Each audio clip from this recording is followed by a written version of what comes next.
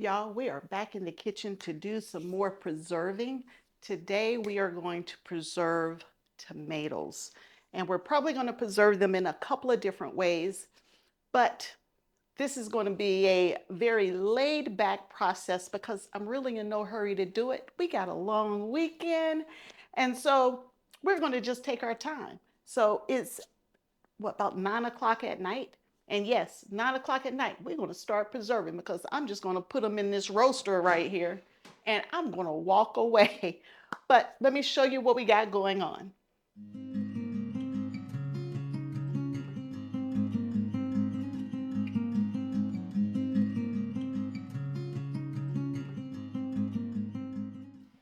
In these, oh goodness, 6 1-gallon bags, and there are 6 of them, I have tomatoes, and I have lots of tomatoes. So these tomatoes have been cored. So they were washed, they were cored so that all of the hard pieces and all that kind of stuff are gone. And I use a strawberry core to core my tomatoes. The little bitty thing for your strawberries, let me show you. This little bitty thing right here. I got it from the grocery store somewhere, some kind of kitchen gadget store, but this is what you use to take the tops off of your tomatoes. I took this thing and or off of your strawberries, I should say. You can take the little tops off your strawberries. I use this to take and core my tomatoes. It works perfectly. It's better than a knife, absolutely better than a knife. So I did this, and then I put all of the tomatoes in the freezer, all of them. And y'all, this isn't even half of them. This is not even half. This is 6 gallons and 1 quart worth of tomatoes. But that's what we're going to do. Let me show you my next step. I'm going to be using my Nesco roasting oven here, a little roaster oven. And the link to the Nesco is on it's in the description below. But that handle's a little dusty. Anyway, the link to the Nesco Roaster is in the description below. But I did not take the skins off of my tomatoes. When I cored them, I didn't take the skins off. In order to remove the skins from your tomatoes, you have to either blanch them in boiling hot water for just a couple of 30 seconds, a minute or so, and then the skins will peel right off. I have left the skins on, and then I will put it in my high-powered blender and just blend and emulsify the skins in where you never knew there were skins in there. I've done it that way. Sometimes the skins, if there's too many skins, it can give it a little different taste. So this is the easiest way I found, and the lazy way, by the way, to get the skins off of your tomatoes. So I am going to just open one of these bags here. Let me bring you in close. So let me show you what we're going to do with these tomatoes. So there is a lot of liquid in these bags, and I do mean a lot of liquid. I've been having them thawing out in the kitchen most of the day, but oh, I hope they're not too cold because I know they're cold. But for these tomatoes, once you freeze your tomatoes and you throw them out, the skins just peel right off. They just peel right off, just like that. And I'm going to do that for all of these tomatoes and freeze my little fingers off while I'm doing it. But that's the process. We're going to do that for all of them. And I'm going to have to stop as my hands warm up because I still feel ice on some of these.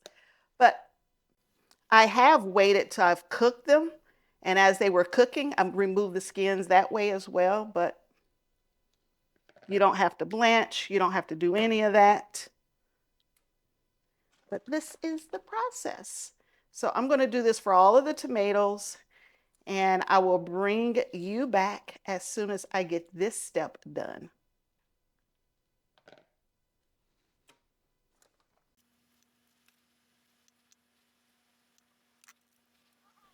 Okay, I have the 6 gallons of tomatoes Well, it's a gallon bag, and I had 6 gallon bags, and I had 1 quart bag. And so I got all the skins off. I have them all in here, and I have the roaster turned down to about 225. And guess what, y'all? That's it for the night. I'm going to let them cook all night, and I'm cooking them extremely slow because I don't want them to burn while I'm sleeping. So I got them down on just under 250, actually, just under 250.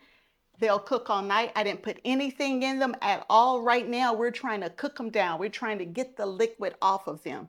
And in the morning, you'll be able to see where the tomato juice starts and stops and the water starts and stops. And we will dip that off in the morning. But that's it for now. I'll see you back here in the morning. Good morning, friends. All right, I am back here. I just want to show you how the tomatoes look. They've been cooking extremely slow because I didn't want to burn them while I was sleeping. But I hope you can even see this. The clear liquid on top is water. The heavier liquid is more tomato juice. And so I just go right to the edge. Maybe you can see this. And I just slowly put my ladle in, and I take that juice right off the top. I mean, you're going to get some of the tomato juice in there, but not too bad. And then I get rid of it. So that's how I get a lot of the juice out versus just having to wait for it to cook off because of the steam and waiting for it to cook down. This is what I do.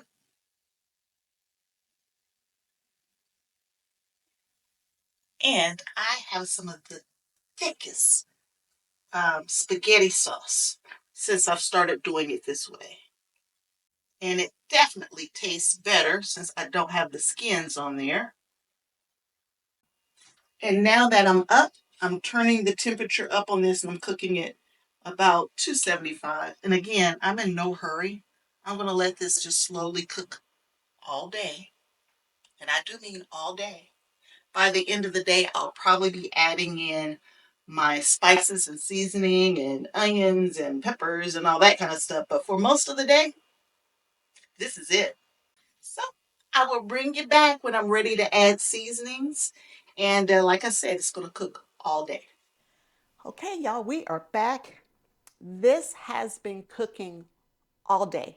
It cooked all day yesterday, and I put it up last night, and I've gotten it back out this morning. I just want to show you how it's cooked down. It's nice and thick. And now we are going to move to the next step. Now you can cook your tomatoes as long as you want. I like to cook mine for a full day. And I just think it's a thicker, richer tomato sauce or spaghetti sauce when you do it that way. But I call this my like starter batch, right? This is the base, whether I'm making spaghetti sauce, pizza sauce, sloppy joes, tomato soup. I start all of my tomatoes the same way. And then from here, we'll turn it into many different things. So I like to cook it down. Even when I'm making homemade ketchup, y'all, I start the same way. I do this the same way, regardless of all of my tomato products. So like I said, it's been cooking for a full day. I got it back out. I've heated it up. It's at least to room temperature. And now I'm going to start blending it up. And so I am going to take these tomatoes and I'm going to put it in my high power blender, and we are going to blend it up. Some people strain out the tomato seeds. I'm not going to do that. I am going to blend them. I am going to emulsify them. I am going to blend them up so well, so smooth that you will not even know that there were tomato seeds in here. So let's do that next. So here's my blender, and I am going to just dip the tomatoes into the blender. This is a Vitamix blender. Vitamix, honestly, I love this blender. The link to this blender will be down below, but we are going to just blend it up. Now, I'll be honest with you. I like a super thick, chunky tomato sauce or spaghetti sauce. And so I'm going to blend this up nice and smooth, but I'm going to leave some behind just so I can have those chunks of tomatoes in there. But everything that goes in the blender, we're going to blend it up nice and smooth. So let's head over to the blender station. So we have our tomatoes in the blender, sitting on the cord there. But I am going to not just pulse, but I am going to put this on. There's a button here that says like soup. I'm putting it on that button. We're going to turn it on and we're going to just let it go to town.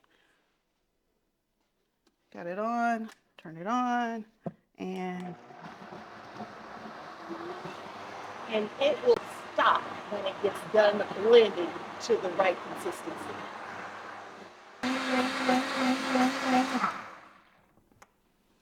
Now I intentionally stopped it because the soup button will actually heat it up as well and make it nice and hot for soup. I don't need it hot, it's already hot. So I went ahead and stopped it. There are other settings on here. There's the liquefy, there's the chop for like frozen drinks, and then there's like puree, which is on the other side of the soup button, and I could have put it on puree. So there are options. You just have to figure out which one's best for you. And this is perfect, y'all. Look at that. It's thick. All right, so this is perfect. I am going to do this for most of the tomatoes in my roaster, and then I will bring you back and show you what we got. Now, I haven't added any seasonings whatsoever, no vegetables whatsoever at this point. We are just getting the tomatoes in the right condition so we can start making whatever it is that we want to make out of those tomatoes. So I will bring you back as soon as I get the rest of the tomatoes blended up. Here is the sauce. Look at that.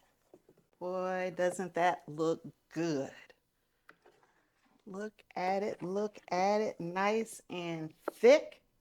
And I don't use just paste tomatoes. I use all of my tomatoes. So sometimes it needs a little extra cooking down, but there it is. All right, now we're going to start talking about the vegetables that we're going to add to this. For the vegetables that we're going to add to our spaghetti sauce, they consist of onions and peppers, and then we'll get into all of the spices in just a moment.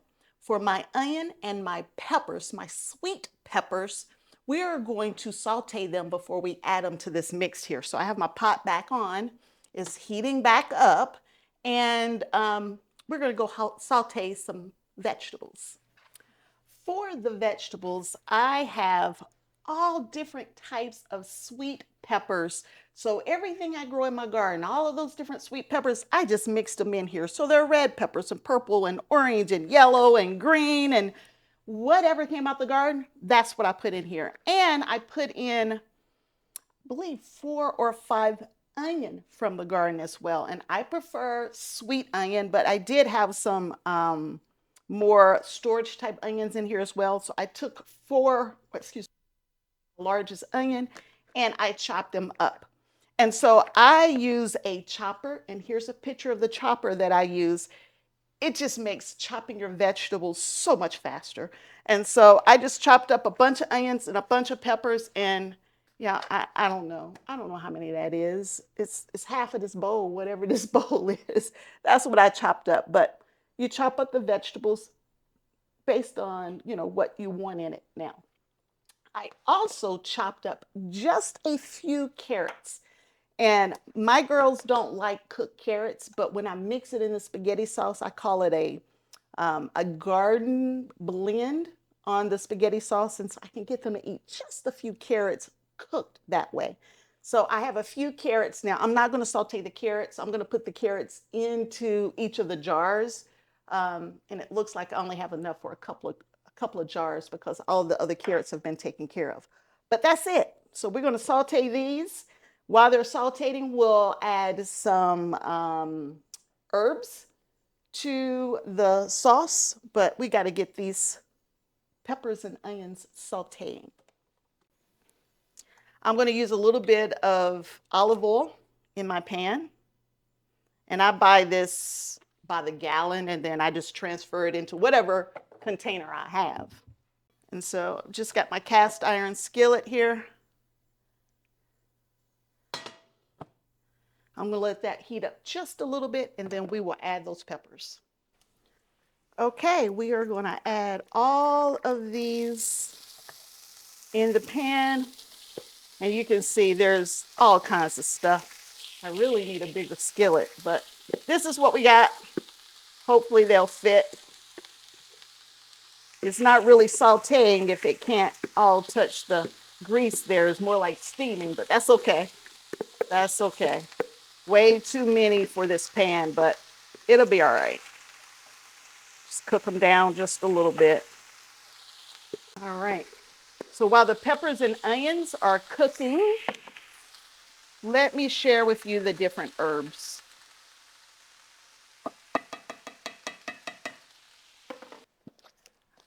So the different herbs that I'm going to use in my spaghetti sauce include oregano from the garden, basil from the garden, celery flakes from the garden, a little bit of sage from the garden, black pepper, and then I'm going to add salt, but I am not salting to taste. I did that before. I salted to taste, and then when I cooked it, I added more salt. I forgot that I salted to taste, so we're not going to worry about salt. We're going to just put just a little bit of salt in there. I think it's like a teaspoon of salt in each one of my quart jars, but we're not salting to taste at this point in time. Everything else, we're just going to throw it in here in big bunches, and we're going to mix it up. So let's do that next. I got my reusable Ziploc bags over here. Oh my goodness, I didn't know my countertop was so dirty. But these were the bags that the tomatoes were in when they were frozen. I reuse Ziploc bags. I try not to use a whole bunch of plastic, but if I got to use it, I'm going to reuse it if I can.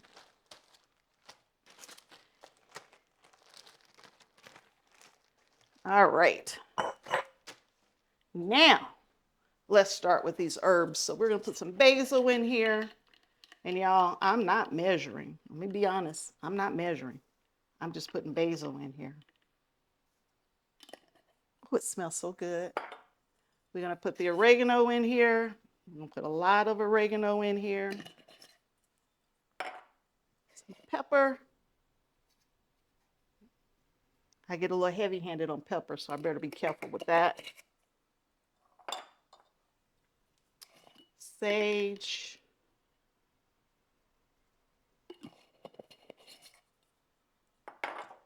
And y'all, I like celery in my food. I just don't like big celery. I don't like to eat thick, chunky celery.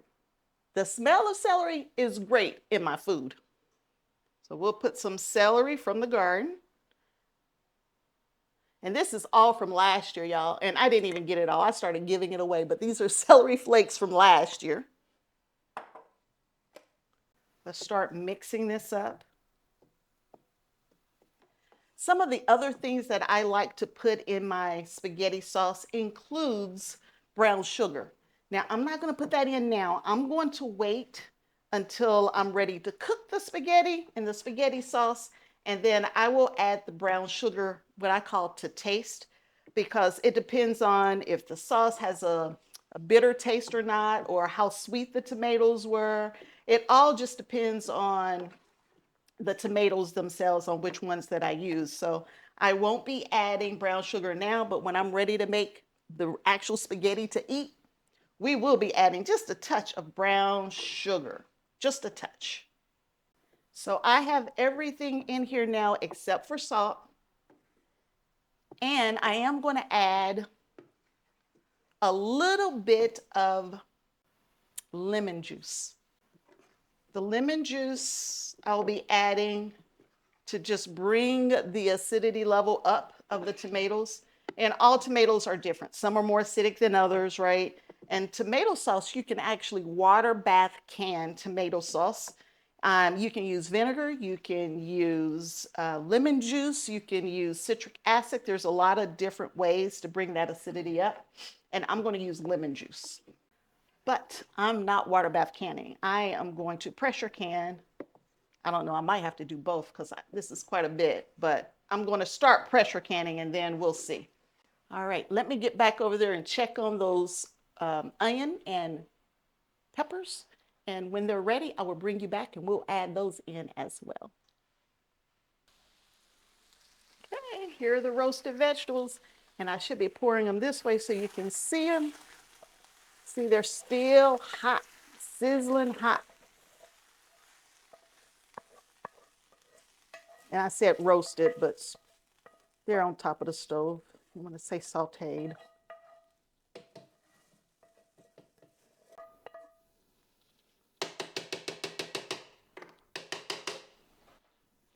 All right, let's stir them up.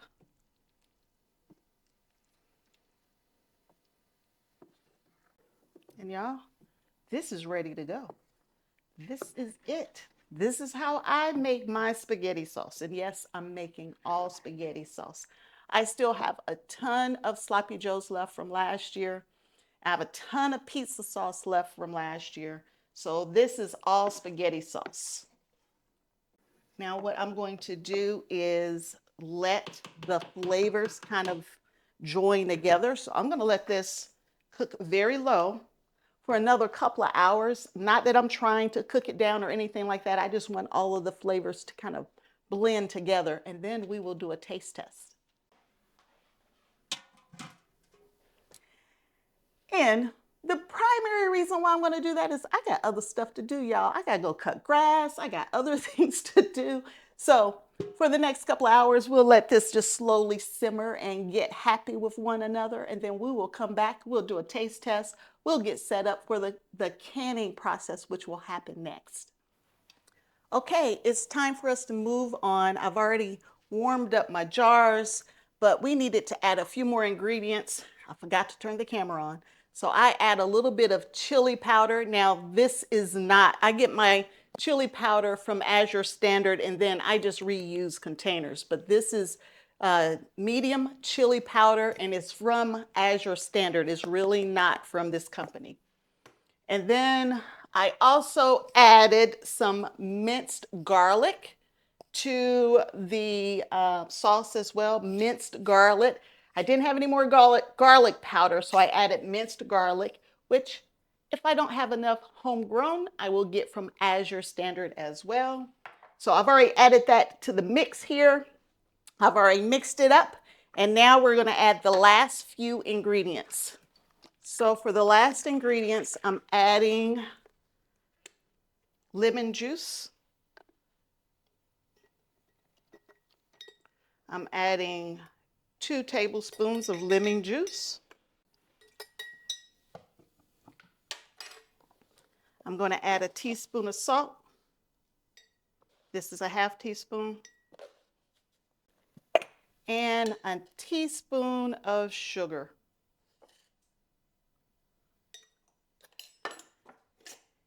And so we're going to fill our jars up.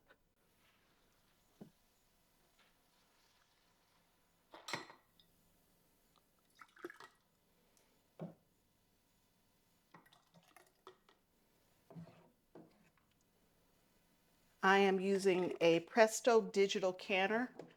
It will hold 5 quart-size wide mouth jars. And so I'm going to have to run a couple batches.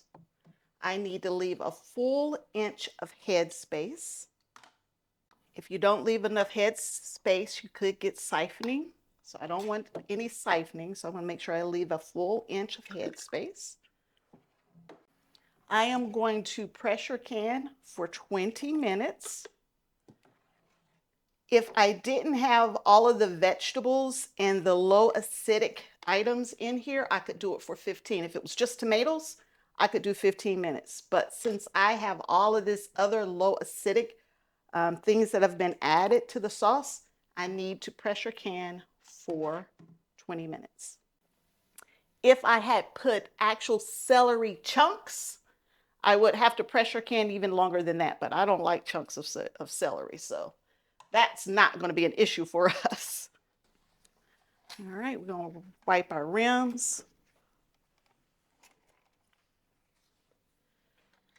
I'm going to add our lids.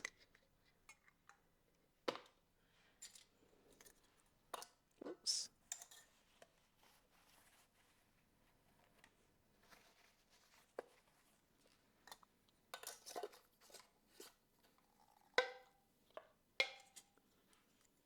Lord, I'm just making all kinds of messes over here.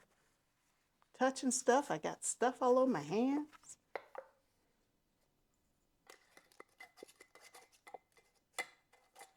I did check my jars to make sure they had no nicks and dings and that kind of stuff, no chipped places or anything like that, because you can't get a good seal if that's an issue.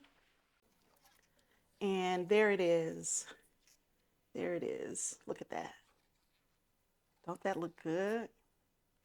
Now that's some nice tomato sauce right there.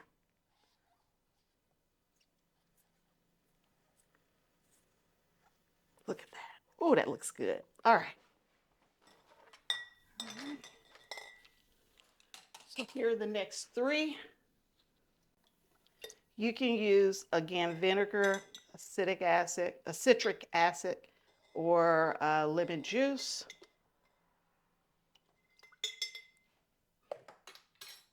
Salt, it's a teaspoon. And sugar is going to be a teaspoon. And I know it's not completely seasoned, but we will finish that seasoning out when we cook it. So we will season the salt and the sugar to taste once it's cooking. Whole inch of head space.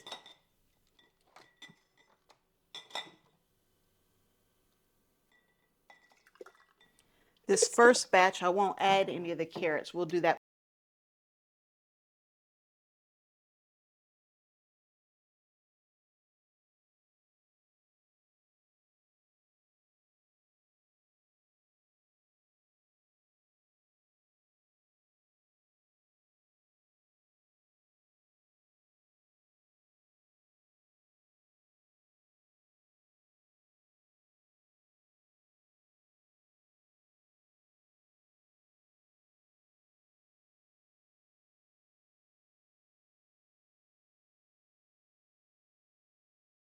With the next batch. Now, one of the other things that I should have did on those last two jars is check the head space, or mix it up like this to get all the air bubbles out. I didn't do that. It should be fine because this is extremely liquidy, right? It's thin. It's not like it's potatoes or beans or anything like that. It's not a lot of places for those air bubbles to hide, so we should be fine. And then after you do that, that's when you're supposed to wipe the rims. Make sure your rims are nice and clean. Add your lids.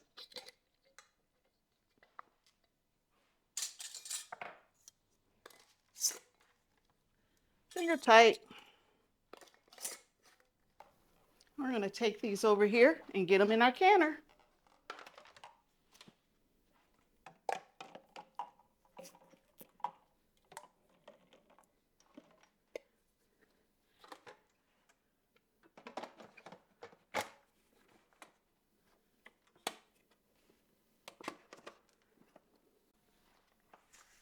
And then I hit the next step. The canner's doing its thing. I can go work on something else. Like cleaning up my mess over here. Ooh, I made a mess, y'all.